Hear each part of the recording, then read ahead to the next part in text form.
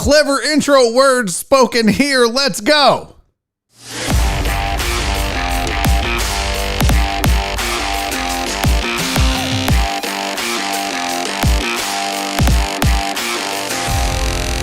Live from the BiffNet Studios World Headquarters in Spring, Texas, it's Barry on Deck, hosted by former ESPN Houston radio host and stand-up comedian Barry Laminack, starring Oliver the Cat. Written by Barry Laminack, produced by Barry Laminack, directed by, you guessed it, Barry Laminack, featuring sports, entertainment, special guests, film sessions, and some drinking. Okay, a lot of drinking. Viewer discretion is advised. And now, here's your host, Barry Laminack. What's up, you damn dirty deckheads? Welcome to Barry on Deck. I am your host, Barry Laminack. Thank you guys for being here. Today is Tuesday. I'm going to try to get it from memory. Tuesday, May 18th, 2021. Yes. And this is episode number 255 of Barry on Deck. How are you guys doing? Thank you for tuning in. When last we talked, I told you to go fuck yourself. Now, I want to make it very clear. That wasn't for all of you. That was just for a few of you. No, listen, yesterday was fucking crazy. We had a good time. We had a weird time. We'll get into that a little bit. We're not going to start the show off with that. Just know we're cool. We're okay. We're good. By the way, I still hear an echo in here. I don't know why it's echoing in here. I got to fix that. The camera's all crooked and shit. All right, we're good. Okay. I didn't tweet the show out. Can you guys give me a half a goddamn second just to... I got to do these promos because we're got to keep up with the royalty program, which, by the way, I will have an update on the royalty program, not like right now. I got to get some shit together. I'm a little behind on everything that I'm supposed to be doing for that. But we will have an update on that. And thank you to those of you that signed up and that are participating and helping us and trying to grow this show. I do have a lot of... I just tweeted it, Donna. I just tweeted it. Oh, you son of a bitch. Marco said, I picked up a Barry on Deck shirt at the Goodwill store this past weekend. You raggedy bitch. What an honor it is. I'm in all the stores. All the resale stores. Hey, we got a lot of good times. We got a lot to discuss. Don't forget, today is Tuesday. My guest joining me today, Christopher Hart, will be here at around 3:30 to hang out with me to end the show. And it's always fun. Always interesting when Christopher Hart joins me. I have no idea what we're going to talk about today. I asked him if he had topics. We'll find something, I promise you, and it'll be damn interesting. Oh, he's got topics. A new book on Texas whiskey coming out, and 50 Cent moving to Houston. I like this. I just texted him. Sounds good. Let's do that, senor. Hey, a lot of stuff going on. We're going to talk lots of sports. If you don't like baseball, I'm sorry, but it's baseball season. And we got to talk about the Astros, specifically opening up the stadiums. We got to talk about this play with Manny Machado. Buck Showalter has chimed in, and I like what he had to say. Kind of supported my argument yesterday. Also, we've got the MLB Power Rankings. Dan Campbell wants to have an action. Sorry, that was a very hot. Dan Campbell wants to. Bitch. I had a pop filter for this thing, but it's like overbearing. Y'all want to see it? It's and I don't keep it turned right. It won't even work. Fuck it. It doesn't matter. Dan Campbell wants an actual lion at Lions practice. He's a moron. What? No, Dan. No. We're going to discuss that. Plus, I have some Twitter news for you, not like personally, but Twitter has some new features they're working on. A new app is out that lets you run people's lives, maybe ruin people's lives, depending on how you spell it. So we'll get to all that. Plus, like I said, Christopher Hart joins me in hour number 2. So we'll get to that. But before we do, we always start off the show with the chat. Chat. I just went through puberty right there in front of you all. Hey, where the fuck did it go? There it goes. My guy, Jeff Bell, the inventor of the Triple Crown, first into the chat today. First in, first on. And not only did he invent the Triple Crown, not only is he the greatest dickhead in the history of the world for the next 2 hours because he was first and all of you raggedy bitches were second or last, he got the first super chat in. And I'm assuming he got the first like because he's Jeff Bell. So he got the Triple Crown. So Mr. Bell, put your name down in the books for another Triple Crown. And by the way, I'd love to get an update at some point on where we are with all the Triple Crown winners. That'll be pretty dope. So there is it. Let's get to the rest of the chat, shall we? There's the super chat from Jeff Bell. I see Sandoval is in the building. Gregory Vega Jr. is here. Oh, Stephen Lil Uzi with the weather update. Current conditions of BiffNet World Headquarters, 78 degrees. Dew point, 71 degrees. Mostly cloudy skies. 100% chance everyone should just be kind today. All right, so let's talk about what happened yesterday. Let's talk about the end of the show. A lot of speculation. A lot of people were like, was that real? Look, some of that was real and some of that was not. The rage quit was not real. The rage quit was me taking advantage of the moment. I didn't have shit else to talk about. Was I pissed or upset? Yeah, but I wasn't like rage quit, pissed or upset. I felt, I've always been open on this show. I've always come on this show, and if I get my feelings hurt, or if I'm upset, or I'm angry, or I'm mad, or I'm sad, or I'm depressed, or whatever, I have always talked to you guys. Always told you guys what's up. Always been open and honest. And sometimes when I feel like there's two things I really don't like, and I've never liked this in my life and in my entirety, which makes it difficult to do this job because in this job, it's going to happen. But when people disrespect me or try to make a fool of me, it just fucking makes me like, it just sets me off. I don't like being disrespected and I don't like being made a fool of. And yesterday I felt disrespected. I did. I want you to think about that for a second. Now I support a lot of folks, and I want you guys to support them as well. I feel like I have introduced the deckheads to a plethora of content creators that you may or may not have found on your own. And I want you guys to support them. I want you to do that, right? And that includes my buddy John Westling. I love Johnny. He is the best. I've known Johnny for over almost a decade now. So I want you guys to support John. But I feel like it was really disrespectful when I'm in the middle of my show, doing my thing, telling you about a movie that I watched and giving you my opinion on it, for the first words out of somebody's mouth to be like, oh, well, I would love to hear John's review on it. I felt like that was disrespectful and it pissed me off. And I get it. I'm glad you guys liked John on Friday. I'm glad you guys are gung-ho about him and want to see more of him and all that. That doesn't bother me. I root for that. I always tell you guys, rising tide raises all ships. If I eat, everybody eats. And I mean that. And you can ask anyone around me, any of these other creators that I've tried to help or that I've given advice to, or maybe we're just friends with. I'm not selfish. I want you guys to go and support them. But don't be disrespectful to me while I'm doing my show. And I wouldn't want you to go and do the same thing to them. That would also be disrespectful. And I don't think it was intentional. I know Cisco, and I know he has my back, and I know he supports me, and I know he rocks with me until the wheels fall off. I know all that.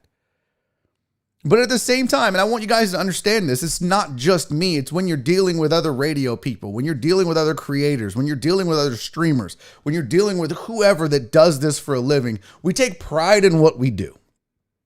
And it felt like it was just disrespectful. It felt like, yeah, whatever. We want to hear. Well, I mean, go do that, but you don't have to tell me. It's like saying, hey, I don't want to listen to your show anymore. I'm going to go listen to somebody else.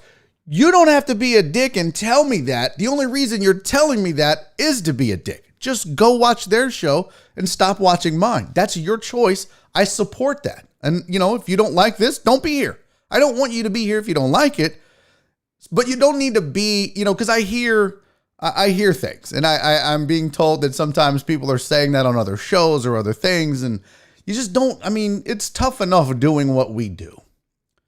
And you get enough trolls and you get enough assholes, and I'm not saying that's you guys. We dealt with the diaper troll gang, and I get to deal with people like fucking Josh Ennis talking shit about me. And it's enough to where, if the folks that are rocking with you start disrespecting you, just fucking, you had enough. So I'm just being honest with you guys. I love Cisco. I love him to death, and look, several of you jumped on board with it and thought it was funny. And I understand. I'm pretty good at, playing the bit. In fact, Shock was like, bro, did you really just quit the whole thing? I was like, no, fam, I wasn't that mad. Did I feel disrespected? Yeah. But I wasn't like, fuck y'all, I quit mad. He was like, that was really good acting. I was like, I did have 10 or 12 acting classes. So I'm pretty good at it now. But yeah. So, Nick said, damn, I listened to the first half of yesterday's show. I guess I need to finish it. Yeah, just go check it out. Landon said rage quitting sometimes is needed to make a point. Nothing wrong with it. No, I mean, look, I took advantage of it because honest to God, I had nothing else to talk about. And I was like, it's 144 or 48 or whatever the fuck. I was like, what the fuck are we going to do? So I was like, you know what? In my head, I'm going, I did feel disrespected. I was upset. I'll just rage quit this bitch early. Never done that in the history of this show. It'll be funny that when people are like, well, goddamn. So yeah. But that's where we are. Did it hurt my feelings? Did it feel disrespectful? Yes and yes. Was I that angry? No, I was not. Is it difficult to do this? Yes, it is. Is this what I signed up for? Yes, it is. Same thing with radio. When you get the trolls on the text lines and their Twitch and we sign up for all this. But just know, unlike a lot of people who are like, well, I won't even acknowledge it. Oh no, I'm gonna tell y'all. But I hope that you find that as a refreshing viewpoint too. I hope that my honesty with my emotions and my beliefs and my feelings about things and people and situations, that's all part of it. That's all part of it. So I'm not gonna hide when I feel disrespected. If I'm gonna tell you when I feel nice, it comes with the territory. How's it I make people rage quit all the time? I assume. I don't give yourself that much credit. I thought it out that I've made many Call of Duty guys rage quit because of my RPG skills. Okay. Virginia Bowie said, hopefully a learning moment for everyone. Cisco would always seem like a dude with a good heart. I don't believe it was with malice, just a bad joke. Oh, I agree. And I want you guys to know, I mean, I'm still like, you can still fuck with me. You can still joke with me, but I felt like there wasn't it's different if you say something like, oh man, I would love for you and John, I don't know. It just felt disrespectful that I just gave you a 10-minute review of it and it didn't matter. It was like, well, I'd like to hear John's. That's cool. Good. Just go though. You don't have to tell me, but I honestly don't think, or imagine because I made AJ rage quit and move. It's just one of those things. You don't have to tell me you don't like me. Just don't like me and keep it moving. Right. And that's a general you and we and me and all that. Just, if you don't like somebody, you don't have to go tell them. Just don't like them. I mean, sometimes it feels good, but anyways, okay. Y'all don't fight in the chat. We're going to be nice today. Everyone's going to be nice. Notes that my co-host got up in the middle of a show for 5 minutes one time and I lost it. Yeah, bro, this shit can wear on you. I gotta tell you, we got plenty of sports to get to. Don't forget, Christopher Hart's gonna join us. In fact, let's do your headlines just so you can't be like, you don't ever talk sports. What the fuck is this? Oh, I didn't put all my stuff in here. Well, I'll be damned. I didn't load up my slides like I normally do, so I guess I'll just be dragging them in from the side over here. All right. Here's your, what the fuck shit is this? Horse crap. There we go. Maybe I should add these to the slide deck after all. So here's your sports headlines for the day. Patriots have signed Brian Hoyer to another one-year deal. Desperate times call for desperate measures. Fox is working on a show with Tom Brady, an unscripted TV series, and no one gives a fuck. The Kings are keeping Luke Walton as their head. That's interesting. I think that's supposed to be head. as their head coach, despite going 62-81 in the past two seasons. I saw KD talking about it in the Discord. Kind of a head scratcher. Kind of like why are you doing that? Why? Why are you, but it's whatevs. White Magic is killing it in the chat today. Notes, are you Jason Braddock? Mike Trout left last night's game with a calf strain. That's not good for the Angels or baseball. And Garrett Cole broke Corbin Burns' record for most Ks without a walk. Had the most, I think it was in the low 60s, high 50s, and then got absolutely demolished by the Rangers and left the game and lost. So there's that. So there's your headlines from sports. Not a very good sports headliney day. That's not a word. Sportsy headlines, headliney sports. I don't want to say sportsy because the Blitz always said that, and I don't want you guys to be like, ugh, like they don't have the fucking copyright on the word sportsy, but you know, I digress. I want to talk a little bit about that slide yesterday that we saw from Manny Machado. We talked about it on this show. I don't want to brag, but Buck Showalter basically told you raggedy bitches what I said already. But we'll rehash that.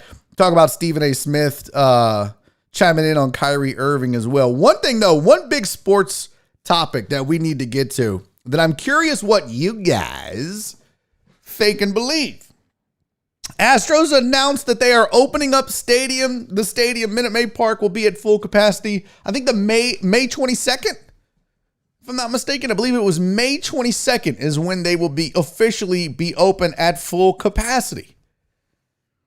Now look, I want your thoughts on this. I want to know where you stand. How do you feel about it? Hey, Jen, how do you feel? Is this something that you are nervous about? Are you excited about it? I saw I think Brandon Martinez on the Discord say something to the effect of, well, that sucks now because we're going to have to wait in line, which is true. But you know what? It is a symbol and a sign that we're getting back to normal. So I think that's good. Look, the CDC came out and said, as far as open areas, indoor arenas, big open venues like this, it's fine. It's okay. If you're vaccinated, go. Here's the concern. The same people that didn't want to wear masks are the same people that don't want to get vaccinated, but they're the same people that want to open everything back up and get back out there. That's my concern. Am I glad things are opening back up? Yes. Am I glad the mask mandate has been lifted by medical professionals in the know? Yes. Were there caveats that the general public is going to ignore about that? Yes. Especially those anti-maskers. So that's the concern, is that everybody that was so adamant about not wearing these masks and not getting these vaccines couldn't wait to get the economy open. But the whole point about this was, if you're vaccinated, that's the thing everybody's ignoring. If you're vaccinated, you don't have to wear a mask. If you're vaccinated, you can go out in public. But I promise you, I've been to these stores, and I got to point this out. And this is about to really, if you thought yesterday upset some people, this is probably going to be one of the more controversial things I've said on this show.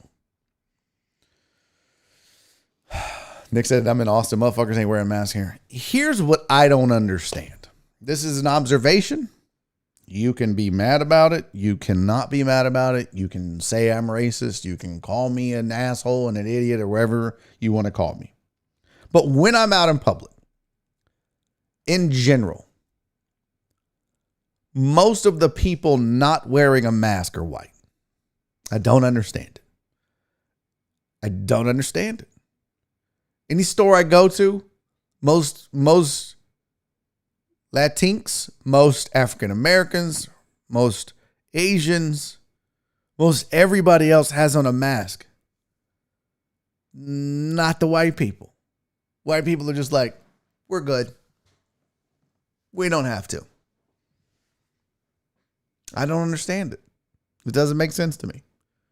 Like, what is it about? Why do we think we're so much better than everyone else? Why do we think we're so much better than the rules? Why does our life and our opinion matter more than everybody else's? It's kind of disgusting. And I would ask you, if you're watching this and that upsets you, cool. But I'm telling you right now, if it hurts your feelings, then you're who I'm talking to. You're the one that won't get a vaccine, that didn't want to wear the mask. You wanted everything open, but now you're going to go back out and put everybody at risk. And what we needed to be careful of is this. Do we all want it open? Yeah, we all want to get our fucking jobs back. We all want to go back to work. We all want to make money. We all want this economy. We all want to go to baseball games and concerts and comedy shows, for fuck's sake. We all want this back. But the thing is, you gotta, if you're out there and you're one of these fucking assholes that won't wear a mask and didn't get vaccinated and think you're better than everybody else, but you're the one continuing to spread this fucking thing, you're to blame. And I'm glad that the chat is reasonable enough. I've noticed the same thing. Joe Pro said, I've noticed the race split too, but age seems to be a factor. I would agree with that. I think older white people have this sense of entitlement that, well, we survived polio, bitch. I don't need to wear a mask. Well, listen, I have done a really good job. I literally have done, I'm so proud of myself. And I never say that because that's usually not true. Not very proud of myself. But I am so proud of myself over the last 14 months, going on 15 months. I'm so proud that I have never wished COVID on anyone. I go, oh, goddamn it, I've been so close to be like, bitch, I hope you get COVID. Bitch, I wish you get COVID. And y'all understand, if you know me, bitch is a universal. It is not gender specific. Dudes are bitches. Bitches, chicks are bitches. Like, everybody can be a bitch. Bitch is a universal word for me. It's like asshole. There can be female assholes. So I have not yet wished COVID on anyone, but I'm getting to the point now with some of these old white folks where I'm kind of like, if you get a cough, I'm not going to feel sorry for you. I'm just saying, I'm not going to wish you old ass people get COVID, but if you get a cough, I'm going to be like, serves you right. You got what you got. I just don't understand it, man. And I love you, Andy. Andy said, old white man here wearing a mask. Thank God. I felt like such an asshole this weekend in Corpus when I went with Nathaniel down there with his girlfriend. I forgot a mask. Like one time we went in the store. Holy God, it just felt off. Now, it's nice to know it's not a requirement. Like if I go to a comedy show, then I shouldn't be panicking if everyone around me doesn't have a mask on. That we're kind of past that point now. It's because I'm vaccinated and because of everything else.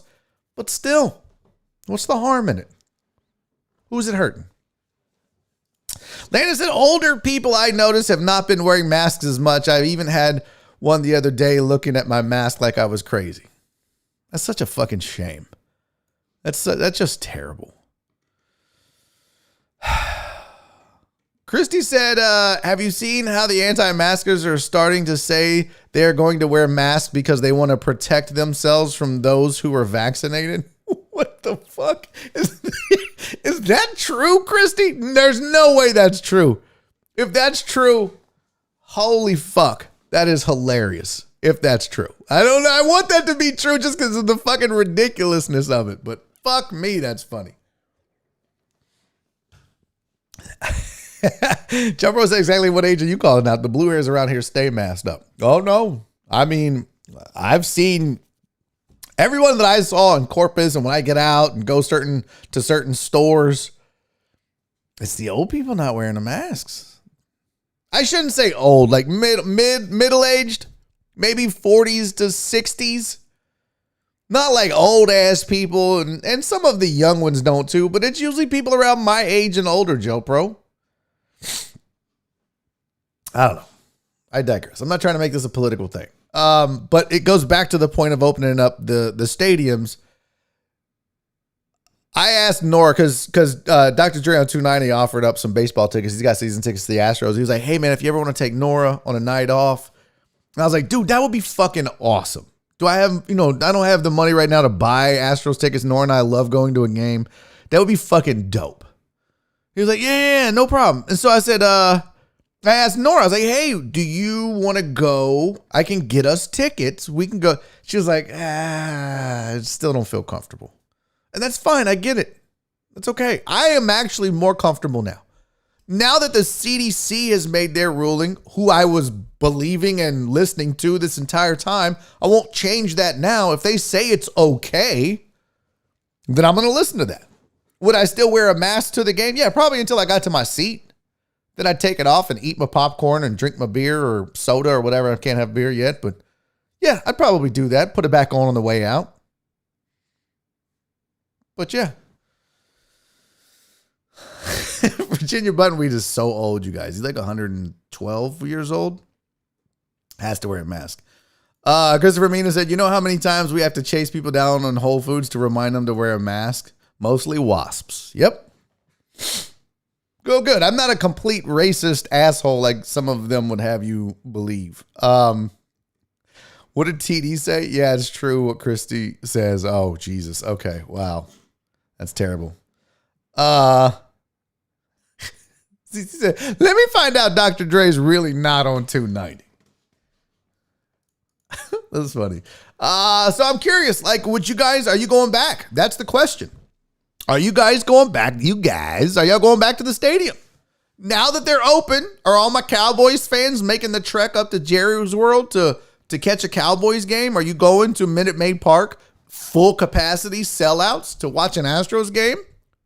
I'm curious to know what you think. If you're watching this later, you can leave a comment down below, and that would be dope. If you're listening to this on the podcast on iTunes, Google Play, Spotify, Pandora, or Podbean, you can leave comments on the Podbean, but you can also hop on over to youtube.com/Barry is funny and leave some comments and tell me what you think.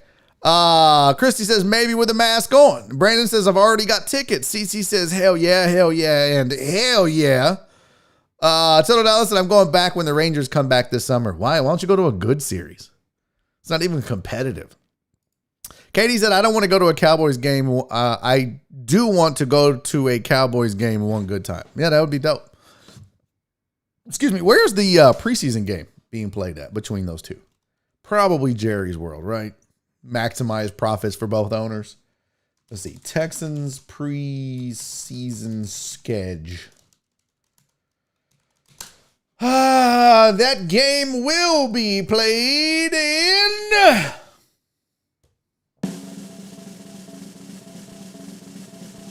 Fuck did it go? I got nothing.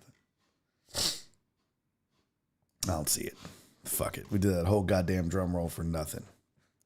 All right, who else is going? Who else is out there getting the COVIDs? I'm going to Arlington to see a game in the new stadium and see how much better it is than Minute Maid. Oh, copycat ass stadium. We said all my Texans ticks are for sale. Not going to this year, but not sure if COVID driven, to be honest. I dig that. I think that's a good call. Fuck giving that team money. Donna's going, but we'll wear a mask. I dig that. Notes said, should I call you Notes or Nokes? I'll call you Notes just because it's first. For real, don't go to a Rangers game just to see them lose. Mina said, been to a few Astros games already. I still mask up if I'm not drinking or eating. Okay, that's dope. That's dope. Monday night, Miami at New Orleans. All right, that's what's up. I might just wait till next year, call you Nokes. No, it's too late, fam. I'm calling you Notes. I'm going to call you X. Y'all, by the way, Notes by Nokes does a show. Make sure you click on his YouTube channel. Go follow him. Go subscribe. It's free. It don't cost you a goddamn thing. Give the man a follow. He talks sports. He's doing his thing. Help him out. He came here, by the way, through Kyle King. See what I mean? Rising tides raise all ships. Ain't nobody greedy around this biatch. Okay. I want to talk to you about something that I did today. I'm kind of excited. We got some sports out of the way. Cool. Blah, blah, blah. Blah, blah, blah, blah. Baseball. Everybody's happy. I have never done this, and I don't know why. And I don't need you fucking shaming me because I haven't. Oh, man, I appreciate that, man. But no, for real, they can go follow you. They can consume you. That sounds weird. And they absolutely should. But I appreciate you, buddy. Thanks for hanging around and the kind words about the show. So I was on the road with Nathaniel this weekend. We covered that already. I've mentioned it several times. And his girlfriend was I was like, hey, can we stop and get some Diet Coke? She was like, oh, we can just have groceries delivered. We do it all the time. We don't ever even grocery shop. We just always have groceries delivered. I'll just have HEB deliver groceries. And I was like, do you do that? She's like, yeah. Like, we literally haven't been to the grocery store in forever. I was like, man, I've always heard bad things about that. Like, I've always heard they substitute shit. I don't want people touching my vegetables, putting their stank dick hands on it. Because y'all know people don't wash their hands. They go in there, they pee, they hold their dick, they go out, they pick you out an apple. And now you got a dick apple. Nobody wants to eat a dick apple. It's gross. Now, I did do the curbside once, Donna, but again, and still, you got to get in the car, you got to drive up there, you got to do all that shit, right? But they were like, yeah, we do it all the time. It's delivery. It's super easy. So I got home, and Nora and I need groceries, but I'm leaving out of town again Thursday morning, and I really don't have time to go grocery shopping. I need to have time to get a car inspection. Shh, don't tell nobody. The inspection was due September of 2020. So, fingers crossed I don't get a ticket on the road. So, I was like, I'm going to try the delivery. So, last night, I logged into the HEB app, did all the grocery shopping. I asked Nora right before she went to bed, I said, what do you want? I'm going to have this shit delivered. We're just going to see how it goes. Oh my fucking God! Yo! That shit is fucking amazing! Are you shitting me? Last night, Daddy picked out all the little snacky snacks that he wants, all the little snacky snacks for Mama, got all the food into the basket, paid for it. Now it was $5 convenience fee or whatever, I guess, for the pickers. And then, damn, Chicken Joe said my inspection was $3.20. Man, you are fucking riding way dirtier than me. And then it was, you tip the driver, right? So I did a 10%. They were like, they suggested $5, but it was 60 something. So 10% was $6.20. So I threw in $6.20. So it was $11.20. The fact that I didn't have to get out of the goddamn house to go get groceries. Where in the fuck have I been? I feel like an old man that just found the internet. I'm like, well, goddamn, you mean they got news and sports and I can watch Trump videos whenever and I can see Rush and oh my God, this is amazing. I almost just jerked off when I put up the groceries. I'm not gonna lie. It was like, holy fuck. I typed in the groceries. I hit send. I picked my time. Spoiler alert. When my groceries got here, I was pooping. I don't give a shit. I'll tell you. I was pooping. I literally went grocery shopping while I was pooping. I was on the pot. My groceries arrived. Got the little ring notice. Bing. I was like, oh, groceries are here. That's dope. Loved it. No apples. No apples. Didn't know fruit. No fruit at all. Got some popcorn, 2 different flavors, by the way. We need to have a very deep discussion about popcorn on this show. And maybe not now, but I need to know what's the best buttered flavored popcorn. Because Nora and I got a batch of just the driest, most fucking disgusting popcorn I've ever had. Are you an Act 2? Are you a Jolly Time? Are you a Orville Redenbacher? Are you a fucking Pop Secret? I need to know. I feel like Pop Secret is like the hood of popcorn. Don't fuck around. You fuck around and find out on some Pop Secret bullshit. Act 2 is, it's like hood adjacent, but I don't know. We need to have that discussion though, because Nora likes popcorn and we just have had a bad run of raggedy ass popcorn. It's got to taste like butter though. It's got to have a really good buttery taste. Nonetheless, I digress. I was just so amazed, man.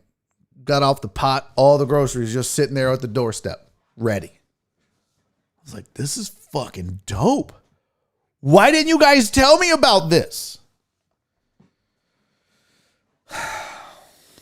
Shit was pretty amazing.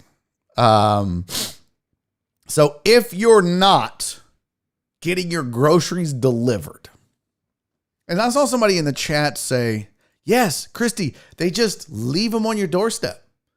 was amazing. You can give them instructions like leave it around back or, don't fart on them, whatever you want for your instructions. Mine was just leave them on the door because I'm here.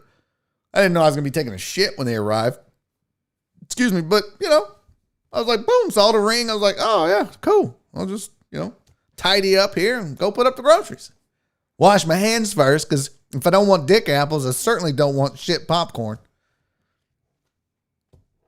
It was amazing, Christy. If you have not had your groceries delivered yet, I just implore you all. I mean, also, too, and this sounds super silly, and you guys are going to be like, what the fuck? But you're actually creating work for people. You're creating work for the pickers at HEB that are actually pulling your groceries. You're creating work for the people that are driving the groceries and delivering them and creating tips. I mean, look, you could go, but you're actually creating an extra. And I know that, there's checkers. There's also self-checkout. So it's a thing. It felt good. $10 extra. That's what it cost. $10 extra to your bill to never have to leave the house. It was amazing. Highly recommend it. Now, Nora had asked me, Danny Dan said curbside is amazing. I use it most of the time. Apparently Noakes is an all caps guy. Yeah, I don't know why that is. Noakes, you got to work on your all caps thing there. You might be an engineer like House. So Nora had heard like, they'll substitute stuff. And I think there's an option to say don't substitute. Like if they don't have it, just don't buy it. So there you go. Oh, good shit. Man, I wish I could get out there. It rains so bad, though, my mower will just get stuck. But, yeah, if you have an opportunity and it's dry enough, you guys should definitely get a mow in. Also, if you have the opportunity, I don't know. Well, no, we might be getting too much rain. Save your fertilizer. I don't want it to wash off on you guys. If you get more than an inch of rain, you're liable to have your fertilizer shed and wash off. So be careful about that. Don't necessarily get out there and put all your fertilizer out, just FYI. What's up, Alan? Good to have you, buddy. Joe Pro said grocery stores have been heroes during the pandemic. No fucking doubt. I'll say this, and I'm not trying to, toot my own horn. On several occasions, not every time, Joe Pro, but on several occasions when I was done, I would tip the bagger. I would tip the checker at the grocery store and just say, hey, thanks for coming in here and risking shit so that we can eat. You think about it. You're touching the money. You got people breathing in your fucking face. You got assholes that refuse to wear a fucking mask. It was a dangerous thing for a lot of them, man. Some of them were old. Some of them were getting sick. So I would just implore you guys, if you have the opportunity, man, just thank somebody at the grocery store every once in a while. Just be like, hey, man, especially if you know they've been there for months and months, especially through this pandemic, and you saw them, slide them a 5, slide them a 10, and say, hey, man, I really appreciate you coming in. Not that they're frontline workers like nurses and cops and shit like that, but what they did was fucking dangerous. And I appreciated it. So, yeah, I would on occasion. I would tell them thank you, tip them, something like that. Oh, you out there in San Ann. We about to get it, boy. We about to get it. Okay.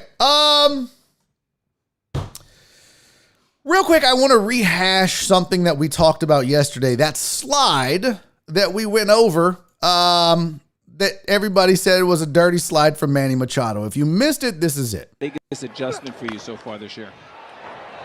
I would say the biggest adjustment. So that's it. They called that a dirty slide. The biggest adjustment. I would say there it is. And I broke it down yesterday. If you missed it, I'm not going to rehash it. Go back to yesterday's show.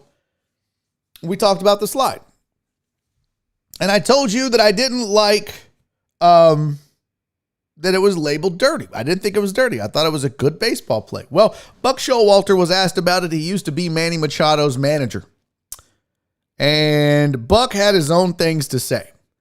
Quote, look at it like home plate. The guy has the baseball. He's standing in your path to the plate, and you're supposed to just give yourself up instead of trying to evade the tag or keep the play from happening. That sounds familiar.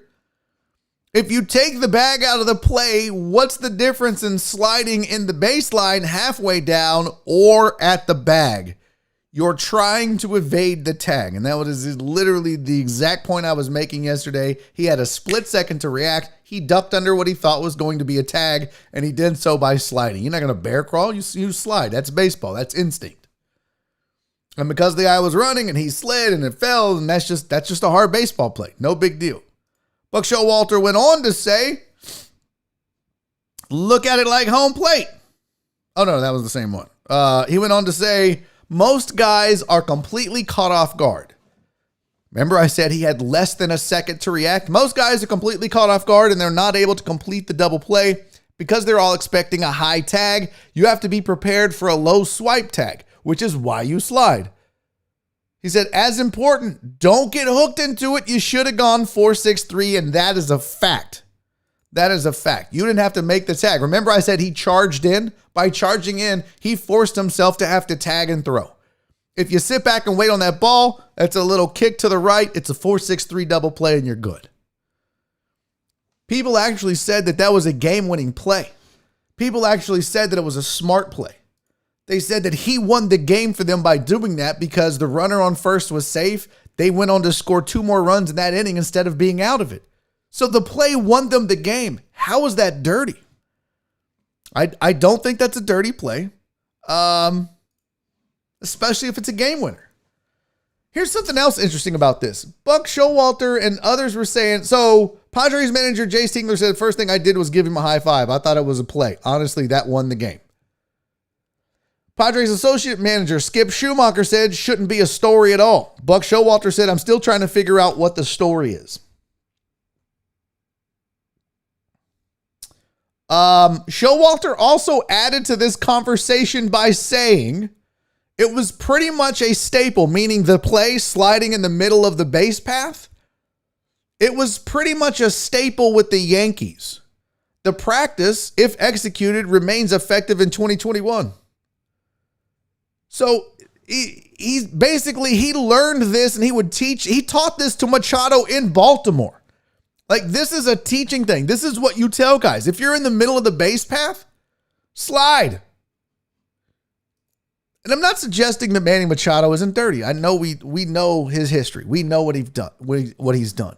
It's too easy, though. The media, opposing teams, fans, it's too easy to just watch that play and take it for face value. But the way we broke it down yesterday, when you talk about charging, I literally showed you we had like a frame to make that decision. He still stayed within under a second that he had to make the decision. There's so much that goes into it. How many outs? Are you behind on the scoreboard? Can you evade the tag? And if they're teaching that to players, why are you mad? It's just too easy to get angry. And everybody looked at it on the surface without really thinking about the play. So there was one more thing I wanted to read you. Showalter said if he would have stopped and they threw to first and threw back to second and tagged him, nobody would have said a word. If he had let him tag him softly up top like most people do, nobody would have said a word. Sound familiar? But because he tried to figure out a way to keep that from happening, I mean, it should be extolled. So, Adam Jones, a former teammate, praised the slide as legal, intelligent, drawing an agreement from former shortstop coach and manager Larry Boa. I'm telling you guys. Yeah. And he was suspended 5 games for it. It doesn't make sense. It's ridiculous. It won him the game. How dirty was it? Eric says, what if the Cardinals player would have gotten injured? You mean like Maldonado did in the collision at the plate with Rougned Odor not too long ago? You mean like that? When it was just an unavoidable play on the base path? All right, yeah. If he would have got hurt, that would have really sucked. But guess what? Don't charge. Go 4-6-3 with it. Sit down on the ball, flip it to the shortstop, and let him turn 2. I mean, what if? What if? You could what if the shit out of every play. Ben said, where is it written on the unwritten rules that you can slide in the base pass? That you can't slide in the base pass? Yeah, exactly. I mean, you know what sliding really is for, right? That's why they'll always tell you never slide into first base. The reason you don't slide is it slows down your momentum. Sliding is so you don't overrun the bag. That's really all it's for. So if you're evading a tag, you can slide anywhere the fuck you want to slide. You can slide into first. You can slide in between first and second. You slide in the outfield. I don't give a fuck. The whole point of sliding is to slow yourself down so that you don't just run through the bag like you would at first base. And in this case, the whole point of sliding is he thinks it's going to be a soft tag in the chest and throw to first and easy. And maybe you're trying to avoid a throw. I mean, look, there's a ton of reasons why you do it. It made sense. It wasn't a dirty play. And again, I go back to, if you don't believe anything what I say or half the people in the fucking major leagues, just watch how he acted when it was over with. You're going to tell me in that split second too, he thought, oh, that was dirty. I need to pretend like I care if he's okay. It's not how people work that are dirty, especially in baseball. Watch people that are dirty in baseball. They make that slide, they get their helmet and they walk off and they don't give a fuck. So, Eric said that's a dirty ass player and a play I've seen guys stop or drop down. Never seen that play. You haven't watched enough baseball then. Happens all the time. I've seen it before. Guys will slide under the tag mid base path. True. What was this? Truck driver Pookie said, what about that Kevin Pillar hit to the face yesterday? Oh, that shit was nasty. Oh, yeah, I don't have a film sesh for it. I didn't grab it, but man, that was a lot of blood. My God. That shit was disgusting. Poor guy. For several nasal fractures? No, I'm out. I'm out on nasal fractures. I'm good.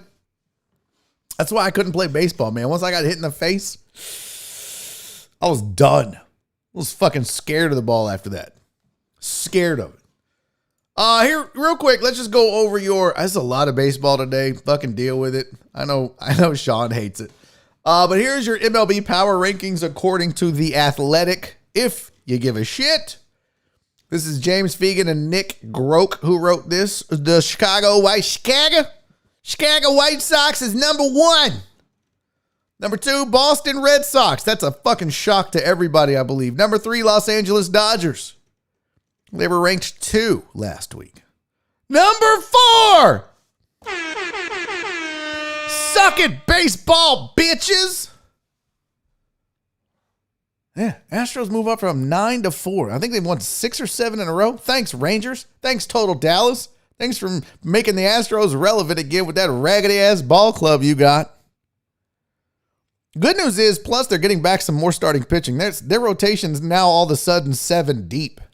7 deep all of a sudden. They got some decisions to make. Now with Odorizzi coming back and Framber Valdez coming back, what are you going to do? What you going to do when the Astros come for you, brother? Number 5, the San Diego Padres. Number 6, the boo New York Yankees. Number 7, the San Francisco Giants. Also a surprise. I didn't think the Giants would be this good this late in the season, too. And I know it's only May 15th, but come on, fam. Number 8, St. Louis Cardinals. Number 9, the Oakland Athletics. And number 10, Pink Valkyrie is not here, but number 10, the Toronto Blue Jays. The BJs are a top 10 team. Well, let's just scroll until we find the Rangers. Let's see. Jesus Christ. 20, the Marlins, the Nats, the Diamondbacks, the fucking Royals, the Angels. Oh, looky. There's the Texas Rangers. Whack ass club. If you want to know who the worst team in baseball is, it's the Tigers. It's the Detroit Tigers. Followed closely by the Colorado Rockies. What did Joe Pro say? I'd like to take this moment to just be glad we have baseball to talk about. Oh, fuck yeah. I'm with you, man. I know some people don't like, man, I love baseball. If y'all let me, I would talk baseball all the time. In fact, I was thinking about telling that to fucking Shock and Westling, like, because we all three love baseball. And I understand. It's not the most popular. People want to talk. Who was I talking to about ratings? I was talking to somebody about ratings and topics for shows and baseball shows and radio and content streaming and stuff like that. And I remember Todd over at ESPN Houston gave us a doc one time because we were like, well, we should talk more MMA and golf. And they were like, no, fam, that's not what people like. So they sent us a rating sheet, and on it The very first thing was football. And this is men, 18 to 55 or 24 to 55, whatever age group they lock in on. They don't give a fuck about old people and young people. If you fall between 24 and 55, advertisers love you. If you don't, go fuck yourself. That's according to the advertisers, gang. That's not me. That's just the advertisers. Not our advertisers. Not on Barry on Deck. We love everyone. So the list was football first by far, and it wasn't even close. Basketball was the second highest rated, then baseball. And by ratings, I don't just mean like just straight ass when people listening. It was based off of how quickly people will change the channel or stop listening. So in other words, when you start talking football, people stick around and listen. You start talking MMA, you're going to lose a lot of people that don't give a fuck about MMA. You're going to keep the diehards maybe. When you start talking baseball, you're going to lose more than you would if you were talking basketball or football. And so they will tell you, don't, keep it. This is why 610 is so popular. This is why 610 gets the ratings that they get, is because all they do is talk football. Because they know that's what the numbers say people want. Now, it also, you have to ask yourself, do you believe in the rating system? How much do you value the rating system? I personally think they're a necessary evil, but they're bullshit at the end of the day. And look, Joel and Nick and I and the usual suspects won several books, not just in our time slot, but in the city. Our show we were really proud of because we kicked a lot of ass a lot of times in the ratings. But at the end of the day, they're just bullshit because they're old and they're antiquated. And the way that they do them doesn't give you a true assessment of the listenership in this city and what people really want and like and listen to. So, I get it. Not everybody loves baseball, and we should probably not talk as much baseball. But this is Barry on Deck, and my only ratings is views and chats. And at the end of the day, y'all would rather have me talking something I'm passionate about than something I don't give a fuck about, I promise. Matt Murphy said a lot of mouth breathers still want to hear about them sorry ass Texans. That's true, Matt, and I don't fucking understand it. A lot of people are like, just talk about the fucking the competition for the long snapper. Like, no one gives a fuck. In fact, I'm so sick of talking about Deshaun Watson. I'm like, bro, just come over. I'll tickle your butthole. Can we just be over with this? I'm tired of talking about it. Do I need to touch your butthole so we can get all past this? I don't know. Oh my God. It's all that we hear about. Christy loves the lawn talk, and I love it. She says, lawn talk, hell yeah. Yeah. I'm surprised that lawn talk was as popular as it was and is. I'll be honest with you. I'm here for it, though. I'm here for it. Although I have found you can run out of shit to talk about. And, well, my knowledge is only, I'm not Randy Lemon. I mean, he wants to train me and eventually have me take over Garden Line one day, which would be great. Josh said, I'm here for the baseball talk, to be honest. I think Barry does it better than anyone else except for Blummer. Oh, my goodness. Well, I owe somebody a hand job. Ooh. My goodness, thank you so much. I do take pride in knowing baseball. I'll be honest. I know baseball better than I know football and basketball. I try to keep up with it all. I try to educate myself. I don't know, just a sport I've always been more passionate about. Joe Bro said everybody's got a lawn. No, not true. What about people that live in an apartment?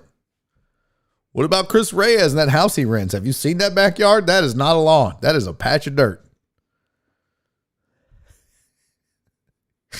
That is all that is. Amos said mouth breathing are also the people who hate masks. Just saying. Well, I mean, you want me to argue. I'm not going to. He's just a thank you is fine. All right. It is 2:56. Let's take a quick. That was all baseball talk. And I didn't even get to we'll do the Dan Campbell story when we come back. Maybe talk a little Stephen A. Smith. shaking his head at Kyrie Irving. Maybe we'll hit on that as well. And then I want to talk a little bit about this Twitter change that they're discussing, plus an app. I want to see if you guys would want me to do this app. You get to control another person's life. I'm going to tell you right now. I doubt it. Hey, I owed you a Throwback Thursday video. If you recall, Brandon Martinez sat down and went through a bunch of videos. And because we are celebrating the 1-year anniversary of Barry on Deck this month, in the month of May, I told you every Thursday would be a Throwback Thursday. And then I was on the road in Corpus and totally forgot to make a Throwback Thursday video for last week for Westling to play during the break. Or no, for me to play during the break. So, because I totally forgot, I owed you 2 for this week. Well, today is your first one. So this coming up break video, a little over 5 minutes long. It is part of that throwback series, going back and looking at the last year. You can absolutely thank Brandon Martinez for taking the time and the effort to look into this and get me a list. By the way, I still need more, but I have some ideas. I might, I don't think I need it all, but enjoy the break video. It's a look back at some of the funnier stuff that's happened over the last year. I think a lot of the suspects are going to enjoy this, especially. I've really worked on not saying especially. There's no X in especially. So I really think the suspects are going to enjoy this especially. Oh. All right, we'll be back in 5. Don't go anywhere, bitches. This is Barry on Deck. I'm your host, Barry Laminack. I'll see you in 5. Enjoy the break.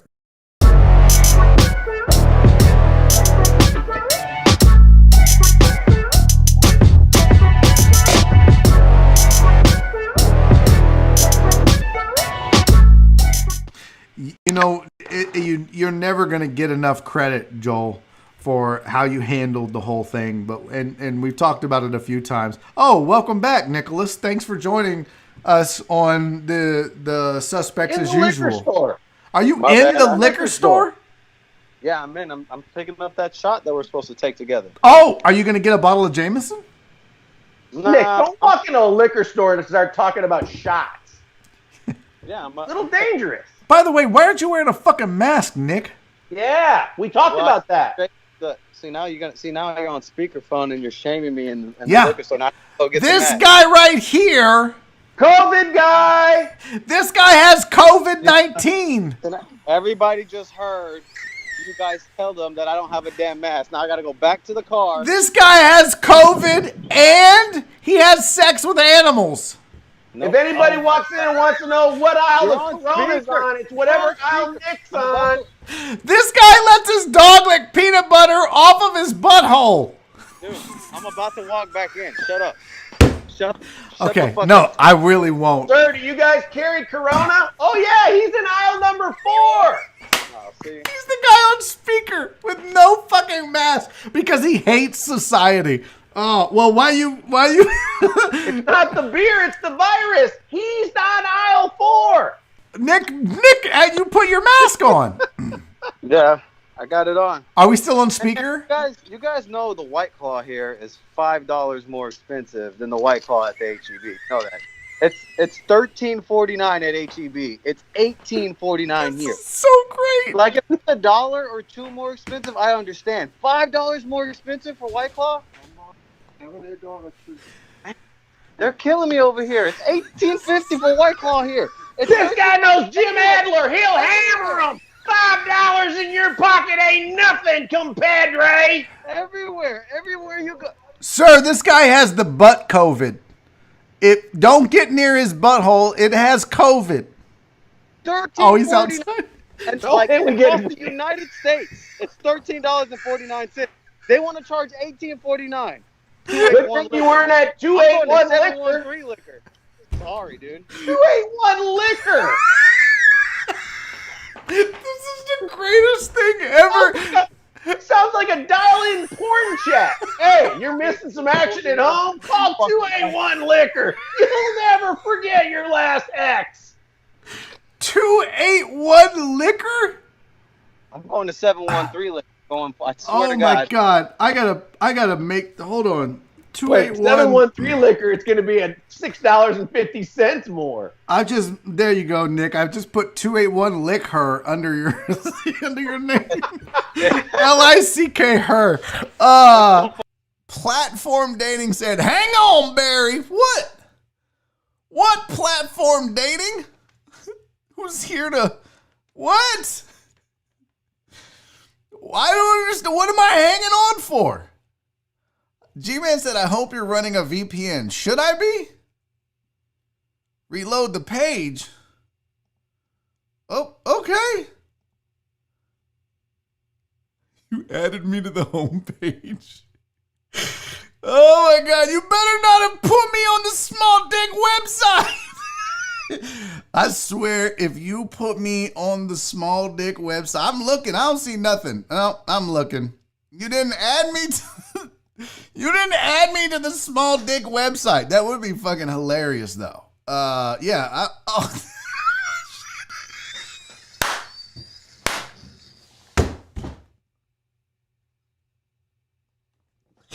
This is the greatest moment of my life.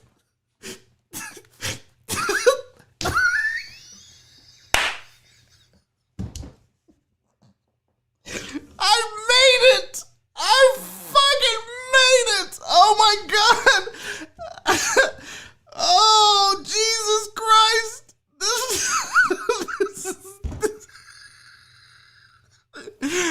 Okay, you have got to come on this show. Oh my God. This is, you know, if ever there was a one shining moment for Barry on Deck.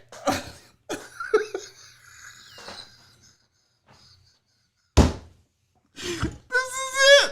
This is my one shining moment. Oh my God.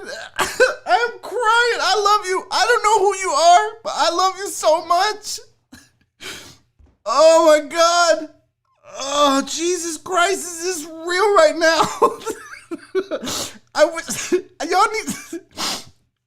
I am legit. Oh my fucking God. I am legit crying.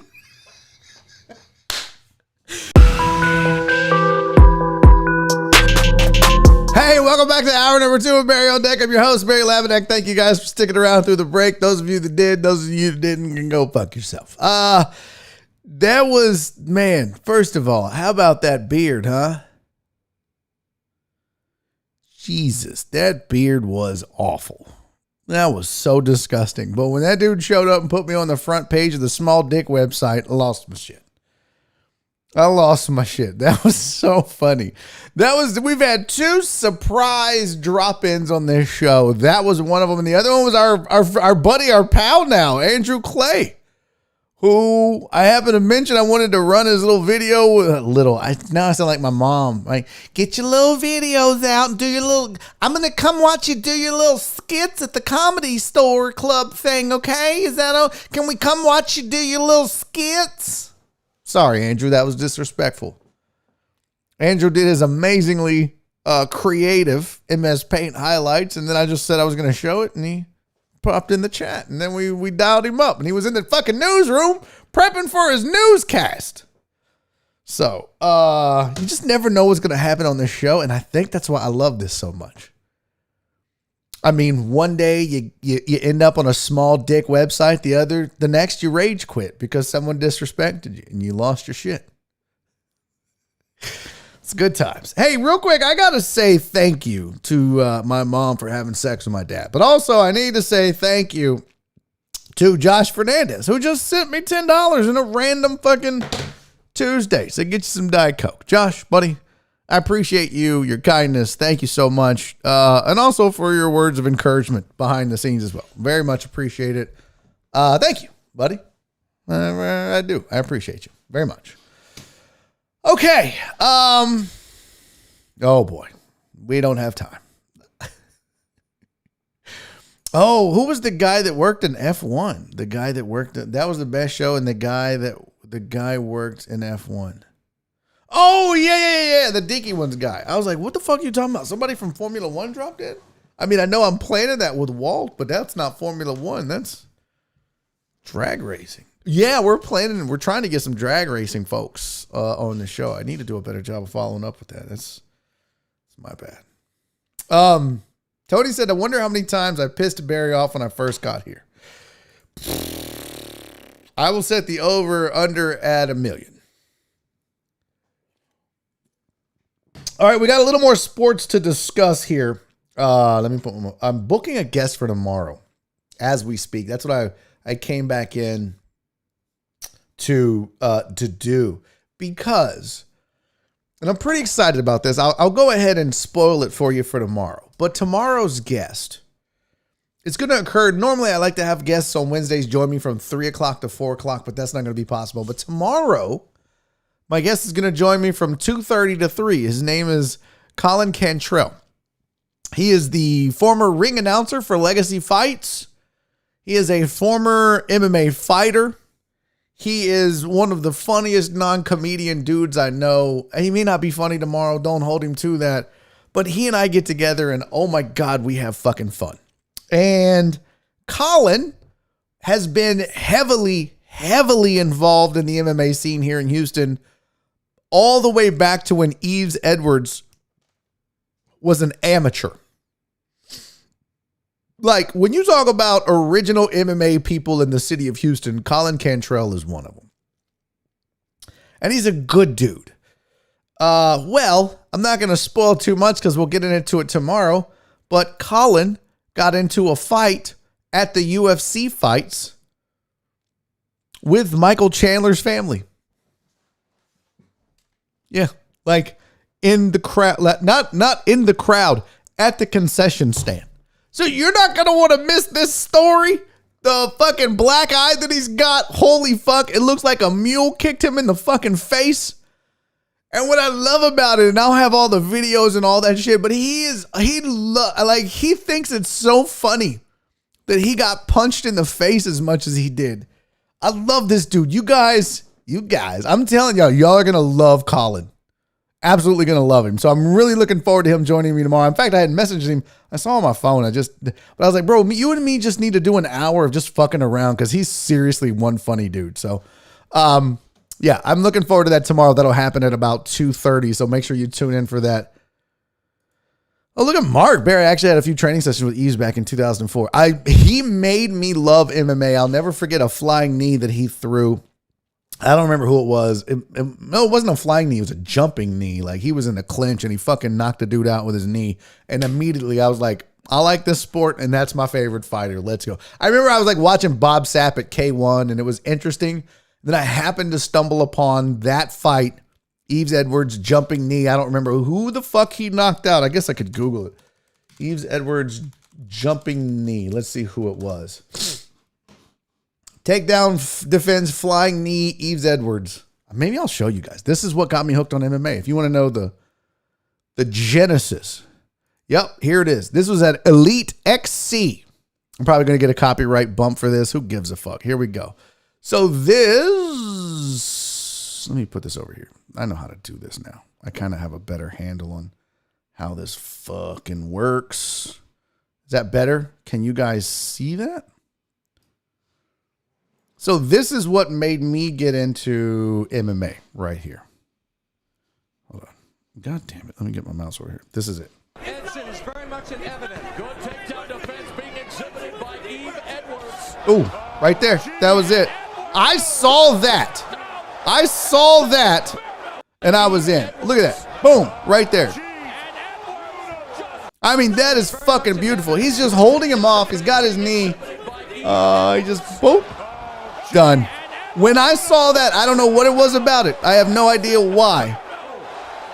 But as soon as I saw that, I was like, yeah, I like this sport. That was fucking dope. And that's my guy. And then I found out he fights out of Houston. I was like, oh, even better. I like an MMA fighter out of Houston. So yeah, the crazy thing is Colin Cantrell actually fought him back in the day. Long time ago.